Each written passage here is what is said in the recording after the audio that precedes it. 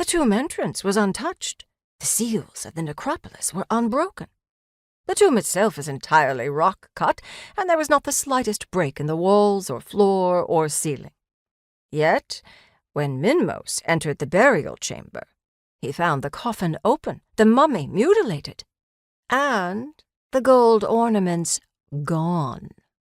We stared at him, open-mouthed. "It is a most remarkable story," I said. "Call me a liar if you like," said Merusir, who knows the language of polite insult as well as I do. "There was a witness, 2, if you count Minmos himself. The Sem-priest, Wennefer, was with him." This silenced the critics. Wennefer was known to us all. There was not a man in southern Thebes with a higher reputation. Even Seneptise had been fond of him, and she was not fond of many people. He had officiated at her funeral. Pleased at the effect of his announcement, Merusir went on in his most pompous manner. "The king himself has taken an interest in the matter. He has called on Amenhotep Sahapu to investigate." "Amenhotep?" I exclaimed. "But I know him well." "You do?"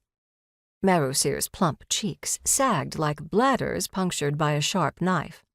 Now, at that time, Amenhotep's name was not in the mouth of everyone, though he had taken the first steps on that astonishing career that was to make him the intimate friend of Pharaoh. When I first met him, he had been a poor, insignificant priest at a local shrine. I had been sent to fetch him to the house where my master lay dead of a stab wound, presumably murdered.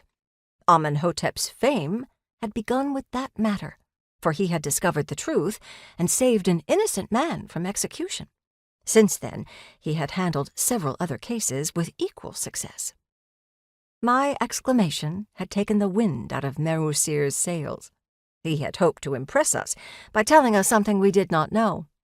Instead, it was I who enlightened the others about Amenhotep's triumphs. But when I finished, Wennefer shook his head. "If this wise man is all you say, Watson, it will be like inviting a lion to rid the house of mice. He will find there is a simple explanation. No doubt the thieves entered the burial chamber from above or from one side, tunneling through the rock. Minmos and Wennefer were too shocked to observe the hole in the wall. That is all." We argued the matter for some time, growing more and more heated as the level of the beer in the jar dropped. It was a foolish argument, for none of us knew the facts, and to argue without knowledge is like trying to weave without thread. This truth did not occur to me until the cool night breeze had cleared my head when I was halfway home. I decided to pay Amenhotep a visit. The next time I went to the tavern, I would be the one to tell the latest news, and Merusir would be nothing.